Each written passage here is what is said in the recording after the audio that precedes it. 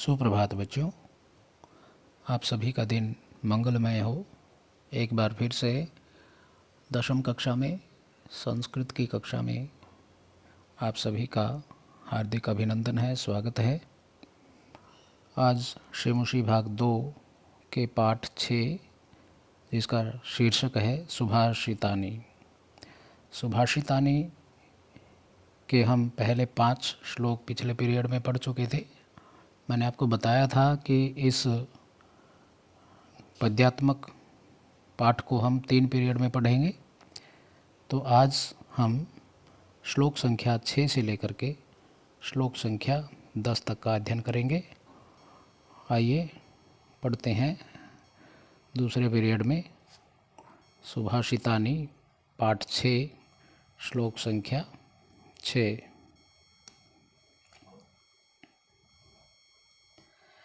मृगाः मृगैः संगमनुवर्जन्ति मृगाः मृगैः संगमनुव्रजन्ति गावश्च गोभिः तुरंगास्तुरंगैः मूर्खाश्च मूर्खैः सुधीयः सुधीभिः समानशीलव्यसनेषु सख्यम्। अनुव्रजन्ति का अर्थ है पीछे जाना, पीछे जाते हैं। तुरंगा कहते हैं घोड़े को। सुधीयः, सुधीयः का अर्थ है विद्वान, बहुवचन है ये सुधी शब्द। और व्यसन, व्यसन होता है आदत, व्यसनेषु स्वभाव में या आदत में। और सख्यम ये फ्रेंडशिप को बोलते हैं, मित्रता को। इस श्लोक में बताया गया है कि मित्रता समान स्वभाव वाले जो जिनसे हमारा नेचर मिलता है, आदतें मिलती हैं, उसी के साथ ही मित्रता होती है। कुत्ते और बिल्ली की कभी भी मित्रता नहीं होती क्योंकि वो समान स्वभाव वाले नहीं हैं। उसी तरह से चूहे और बिल्ली की भी मित्रता नहीं होती। तो मित्रता समान स्वभाव वाले, समान आचार विचार व्यवहार वालों के साथ ही ऐसा संभव हो पाता है। तो मृगाः मृगैः, हिरण हिरणों के साथ, गावः गोभिः गायें गायों के साथ, तुरंगा तुर्गाः तुर्गैः और घोड़े घोड़ों के साथ, मूर्खाः मूर्खैः और मूर्ख व्यक्तियों के साथ, सुधीयः जो विद्वान लोग हैं वो विद्वानों के साथ, सुधीभिः संगम अनुवर्जन्ति। संगम अनुवर्जन्ति का अर्थ है उनके संग अनुसरण करते हैं, उनके साथ बातचीत करते हैं, बैठते हैं, व्यवहार करते हैं। क्योंकि समानशील व्यसनेषु सख्यम, मित्रता एक समान आचरण व आदत वालों में ही संभव है। सख्य मैंने मित्रता, समानशील व्यसनेषु एक जैसी आदतें हैं जिनकी। मृगैः तृतीय विभक्ति बहुवचन है। संगम अनुवर्जन्ति, ये संगम और अनुवर्जन्ति अनु उपसर्ग है। व्रज धातु, लट लकार प्रथम पुरुष बहुवचन। गावः गो शब्द है, प्रथम विभक्ति बहुवचन। और गोभिः ये तृतीय विभक्ति बहुवचन है। तुर्गाः तुर्गैः प्रथमा बहुवचन और तृतीय बहुवचन। इस प्रकार से ऐसे ही मूर्खा मूर्खई है प्रथमा बहुवचन, मूर्खा और मूर्खई ही तृतीय बहुवचन। इसी प्रकार से सुधीयः सुधीभिः, सुधी शब्द का प्रथमा बहुवचन और सुधी शब्द का तृतीय बहुवचन। इस प्रकार से इस श्लोक का मतलब कहने का अर्थ ये है कि अपने जैसे स्वभाव वाले व्यक्ति के साथ ही मेल जोल बढ़ता है। इसलिए संसार में ये अक्सर देखा जाता है कि समान स्वभाव वाले, जिनके आदत आचार विचार और गुणों वाले व्यक्तियों में ही मित्रता होती है। जैसे हिरण आदियों की हिरण के साथ, घोड़े इत्यादियों की घोड़ों के साथ मित्रता होती है। श्लोक संख्या 7। सेवितव्यो महावृक्षः फलच्छाया समन्वितः यदि दैवात् फलं नास्ति छाया के निवार्यते। बहुत सुंदर श्लोक है, बहुत आसान है और बहुत गहरा अर्थ रखता है। इस श्लोक में वृक्ष को उदाहरण बना करके समाज में सज्जन पुरुषों की बात की गई है कि सज्जन पुरुष हमेशा ही हित की बात करेंगे। यदि वो हमारा आर्थिक रूप से या वैसे संपादन नहीं कर सकते तो मार्गदर्शन तो कर ही सकते हैं। उसी प्रकार वृक्ष भी सज्जन पुरुष की भांति ही अपना कर्तव्य निभाते हैं। कैसे? सेवितव्यो महावृक्षः, महान वृक्ष की सेवा करनी चाहिए। जो वृक्ष विशाल वृक्ष होता है, कैसा? जो फल से छाया से समन्वित माने युक्त होता है। फल और छाया से युक्त महान यानी बड़े विशाल वृक्ष की सेवितव्य मैंने सेवा करनी चाहिए। यदि दैवात फलम नास्ति, यदि दुर्भाग्य से या जब वृद्ध हो जाता है वृक्ष तो फल आने बंद हो जाते हैं। यदि दैवात फलम नास्ति, यदि वो भाग्य ना होने से यानी दुर्भाग्य से फल नहीं दे पा रहा है तो छाया के निवार्यते, तो उसकी छाया को कौन रोक सकता है? छाया तो वो देगा ही। उसी प्रकार से सज्जन व्यक्ति का भी आदर करना चाहिए, क्योंकि जो हमारे बुजुर्ग हैं वो हमेशा अपने परिवार का और समाज का भला चाहते हैं। जो सज्जन व्यक्ति होते हैं, जब तक वो समर्थ होते हैं तो वो खुद अपने फिजिकली योगदान देते हैं, शारीरिक श्रम करते हैं, परिश्रम करते हैं, समाज में सेवा देते हैं। परंतु यदि वो वृद्ध हो जाते हैं तो भी अपने गाइडलाइन से, मोटिवेशन से, प्रेरणाओं से हमेशा हित करते हैं। तो वैसे ही जैसे एक विशाल वृक्ष अपनी युवा अवस्था में फल देता है, छाया देता है, और वृद्ध होने पर उसकी छाया कोई नहीं रोक सकता, ठीक वैसे ही समाज में सज्जन व्यक्ति का महत्व होता है। सेवितव्य, सेव धातु तव्यत प्रत्यय, महावृक्ष, ये कर्मधारय समास है। महान वृक्ष,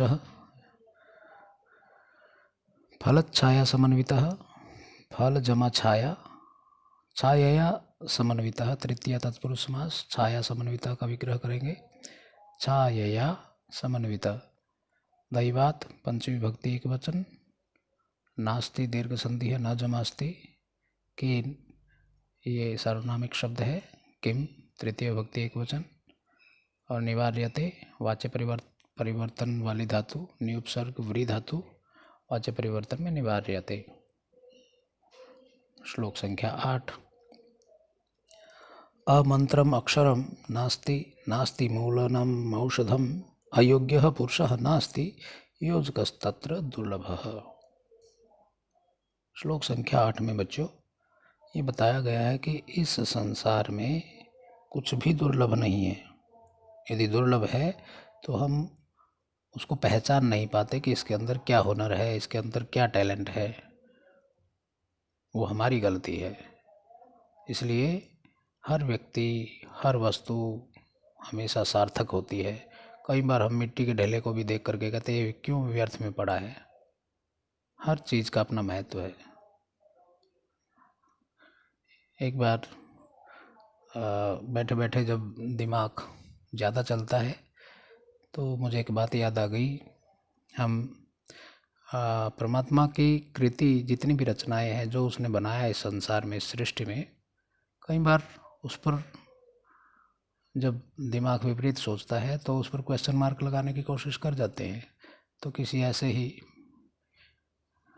एक व्यक्ति ने कहा कि भाई चलो, आंखें देखने के लिए है मनुष्य में, और नाक सूंघने के लिए होगी, ये भी ठीक है। होठ बोलने के लिए योगदान देते हैं, दांत खाने के लिए योगदान देते हैं, ये भी ठीक है। कान में जो छेद हैं वो सुनने के लिए है, वो भी ठीक है। लेकिन कान के जो ऊपर आवरण बना रखा है वो किस लिए? वो व्यर्थ है, ये फालतू में लगा हुआ है। तो 40 साल तक तो ठीक चलता रहा। 40 के बाद जैसे जैसे आँखों की दृष्टि कमज़ोर होने लगी तो समझ में आया कि हे परमात्मा, तेरा जो कुछ भी है वो अपने आप में सार्थक है। जो तूने किया है वहाँ तक तो हम सोच भी नहीं सकते। इसलिए कभी भी परमात्मा ने जो दिया, जितना दिया, उस पर कभी भी हमें घमंड नहीं करना चाहिए, बल्कि उसको सहज भाव से उसका सम्मान करते हुए स्वीकार करना चाहिए। ऐसे ही कोई आलसी व्यक्ति एक जामुन के वृक्ष के नीचे पड़ा हुआ लेटा हुआ है और कहता है कि हे प्रभु, इस वृक्ष से जामुन टूटे और सीधी मेरे मुंह के अंदर गिर जाए। ईश्वर ने उसकी प्रार्थना सुन ली। एक बहुत पका हुआ मीठा मधुर जामुन का फल उसके मुंह में आके गिर जाता है। उसके मिठास को सोच करके वो बड़ा आनंदित होता है और कहता है कि भगवान, तूने ये फल इतना मीठा बनाया है, लेकिन इसका साइज़ जो है, आकार है, वो छोटा कर दिया। ये तो जैसे कद्दू होता है ना, कद्दू सब्जी, बड़ा सारा कद्दू का, जिसको हम पेठा भी कहते हैं, ये तो इसके आकार का होना चाहिए था, ताकि ज़्यादा मात्रा में फल खाने को मिले। परमात्मा के बारे में, वो उनकी कृति के बारे में, उनकी रचनाओं के बारे में जो उन्होंने बनाया है, तो इस प्रकार से अपनी मति से, अपनी कुमति से मंथन कर रहे थे, चिंतन कर रहे थे, सोच रहे थे। ऐसे सोचते सोचते ही अचानक उसके सिर पर, आँख के पास दूसरा जामुन आकर के जोर से लगा। तो उसको बहुत तेज दर्द हुआ और वो उसको सहन नहीं कर पाया। जैसे दर्द हुआ तो उसको आभास हुआ कि यदि, जैसा मैं सोच रहा था कि ये आकार में बड़ा होना चाहिए जामुन का फल, तो उसने सोचा कि यदि ये जामुन का फल कद्दू के समान बड़ा होता और ये मेरी आँख के पास गिरता, तो मेरी आँख तो फूट जानी थी। फिर वो परमात्मा का धन्यवाद करता है कि हे परमात्मा, जो तूने किया है वो सही है, और जहाँ तक हम वहाँ तक तो हम पहुँच भी नहीं पाते। तो इसलिए श्लोक संख्या 8 की बात कर रहे थे कि इस संसार में कुछ भी दुर्लभ नहीं है। यदि कोई चीज़ ऐसे व्यर्थ लगी हुई है तो हमारी दृष्टि में व्यर्थ, हमें उसका ज्ञान नहीं है, उसका उपयोग कहाँ हो सकता है। देखिए कितनी सारी जड़ी बूटियाँ हैं नदी के किनारे या रास्ते में, जिनका हमें ज्ञान नहीं है, लेकिन वो किसी न किसी रोग को ठीक करती है, लेकिन वो हमें व्यर्थ खड़ी हुई दिखाई देती कि ये तो बेकार में खड़ी है, घास फूस है। तो परमात्मा ने जो बनाया है सही बनाया है, बशर्ते कंडीशन ये है कि हम उसका ज्ञान रखें। तो क्या कहा इस श्लोक में, आइए बात करते हैं। अमंत्रम अक्षरम नास्ति, नास्ति मूलनम औषधम, अयोग्य पुरुष नास्ति, योजकस्तत्र दुर्लभः। अमंत्रम अक्षरम नास्ति,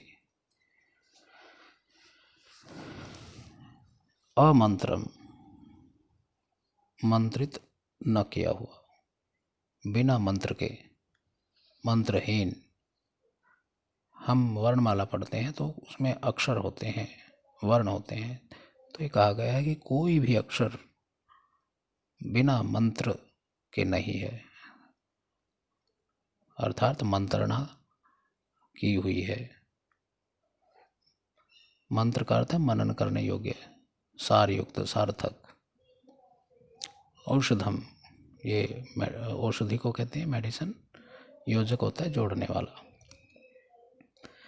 तो मंत्रहीन कोई अक्षर नहीं है। और नास्ति मूलम अनौषधम, कोई भी मूल, कोई भी जड़ ऐसी नहीं है कि वो औषधि के रूप में काम ना आ सके। अयोग्य पुरुषो नास्ति, मूर्ख से मूर्ख व्यक्ति भी अयोग्य नहीं होता। हम कहते हैं बड़ा मूर्ख है, ये तो बुद्धू है, तो कोई भी व्यक्ति अयोग्य नहीं है। अर्थात हर व्यक्ति कोई ना कोई योग्यता अवश्य रखता है। इन तीनों बातों में योजकस्तत्र दुर्लभ है। इन तीनों बातों में आवश्यकता केवल सही रूप से योजक की है, जोड़ने वाले की है, जो इनको जोड़ सके कि इस आदमी में ये टैलेंट है, इस फला में ये औषधि इस कारण के लिए है, ये अक्षर इसका ये अर्थ निकलता है। तो यदि योजक यानी उसका ज्ञान रखने वाला सुलभ हो जाए तो कोई चीज़ फिर दुर्लभ नहीं रहेगी। दोबारा फिर सुनिए, कोई भी अक्षर मंत्रहीन नहीं है जिस पर चिंतन नहीं होता हो, कोई भी जड़ औषधि रहित नहीं है, कोई भी व्यक्ति अयोग्य नहीं है। यदि कुछ दुर्लभ है संसार में तो वो केवल योजक है, वो पहचान जिसको हम नहीं कर पाते। अर्थात बिना अक्षर के कोई अक्षर, बिना मंत्र के कोई अक्षर नहीं। आवश्यकता केवल अक्षरों को जोड़ करके मंत्र बनाने वाले ज्ञाता की है। इसी प्रकार हर वृक्ष की जड़ औषधि स्वरूप है, किंतु उन्हें मिलाकर औषधि का रूप देना कोई कोई ही जानता है। इसी प्रकार से संसार में कोई भी मनुष्य ऐसा नहीं है कि जिसमें कोई ना कोई गुण ना हो, परंतु उसके गुण को पहचान कर उसका सदुपयोग करने वाला व्यक्ति मिलना बड़ा कठिन होता है। तो ये सारी बातें योजक का काम करती हैं जो उनको ढूंढ सके। श्लोक संख्या 9। संपत्तौ च विपत्तौ च महताम एक रूपता उदय सविता रक्तो रक्तश्चास्त समय तथा। संपत्तु मैंने संपत्ति में और विपत्तु मैंने मुसीबत में, महताम का अर्थ है सज्जनों की, एक रूपता मैंने एक समानता। इस बात में श्लोक में मीनिंग बताया। रक्तः का अर्थ होता है लाल, सविता मैंने सूर्य, अस्त रक्तः जमाच्च जमा अस्त मय,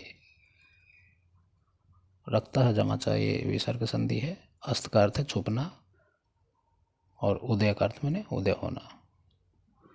तो इसमें ये बताया गया है कि भाई जो महान व्यक्ति होते हैं वो चाहे विपत्ति हो या खुशहाली हो, दोनों ही परिस्थितियों में वो हमेशा धैर्यशाली होते हैं, एक होते हैं। वो कभी भी अपना धैर्य नहीं खोते। अगर विपत्ति आई हो तो भी धैर्य रखेंगे, और यदि ऐश्वर्य आया तो भी वो अपने आप को इतराएंगे नहीं, घमंड नहीं करेंगे। तो संपत्तौ च विपत्तौ च महताम एक रूपता। संपत्ति में और विपत्ति में महताम मैंने महान व्यक्तियों की, सज्जन व्यक्तियों की एक रूपता होती है, यानी एक जैसी बात रहती है। जैसे सविता मैंने सूर्य भगवान, उससे महान कौन हो सकता जो पूरे संसार को प्रकाशमय करता है। तो सूर्य की बात की गई दूसरी पंक्ति में। जैसे सविता उदय समय रक्तो, उदय होने के समय भी लाल होता है, रक्त मैंने लाल, और अस्तमय च, और अस्त जब होता है तब भी रक्त है, तब भी लाल होता है। संपत्ति और विपत्ति में महान व्यक्ति एक रूप होते हैं। जैसे सूर्य उदय होने पर भी लाल होता है और छुपने पर भी लाल होता है। अंतिम श्लोक इस पाठ का। विचित्रे खलु संसारे नास्ति किंचित निरर्थकम अश्वश्चेत धावने वीरः भारस्य वहने खरः। फिर वही बात जो मैंने 8वें श्लोक में बात की थी, ये भी लगभग उससे मिलती जुलती बात है कि भाई संसार में कोई भी वस्तु निरर्थक नहीं है। हम अपनी बुद्धि से संसार में इतर तितर पड़ी हुई वस्तुओं को, व्यक्तियों को, प्राणियों को बेकार में मान लेते हैं। कोबरा जो जहरीला सर्प होता है उसको हम सोचते हैं कि ये जो हानि देने वाले जीव हैं इनको क्यों बनाया, परंतु ये हानि के साथ साथ जब इनके जहर को स्टोर किया जाता है तो ये घातक बीमारियों को बचाने के लिए औषधियाँ बनाई जाती है। हर व्यक्ति का, हर प्राणी का, हर वस्तु का अपना महत्व है। हम उसको पहचान पाते हैं या नहीं ये डिपेंड करता है। तो विचित्रे खलु संसारे नास्ति किंचित निरर्थकम। इस संसार में कुछ भी निरर्थक नहीं है। इस विचित्र संसार में कोई भी ऐसी चीज़ नहीं जो कहें कि ये अर्थहीन है। अर्थात सभी वस्तुएं, सभी प्राणी, सभी व्यक्ति विशेष या जंतु विशेष सार्थक हैं, निरर्थक कुछ भी नहीं है। जैसे अश्वश्चेत धावने वीरः, यदि घोड़ा तेज दौड़ने में वीर है, अर्थात उसका महत्व तेज दौड़ने के लिए गिना जाता है, तो भारस्य वहने खरः, तो भार ढोने में गधे का महत्व भी कम नहीं। गधे को भार ढोने के लिए माना जाता है, घोड़े को दौड़ने के लिए माना जाता है। अपने अपने क्षेत्र में सबका अपना अपना महत्व है। तो ये था बच्चों इस पीरियड में श्लोक संख्या 5 से श्लोक संख्या 10। इतने कठिन श्लोक नहीं हैं। उम्मीद करता हूँ आप इनको अच्छे से कर पाएंगे। एक बार फिर से मिलेंगे तीसरे पीरियड में, और फिर उस पीरियड में हम अभ्यास करेंगे। तब तक के लिए आप सबका दिन मंगलमय हो। मैं अपनी वाणी को विराम लेता हूँ। जय हिंद, जय भारत।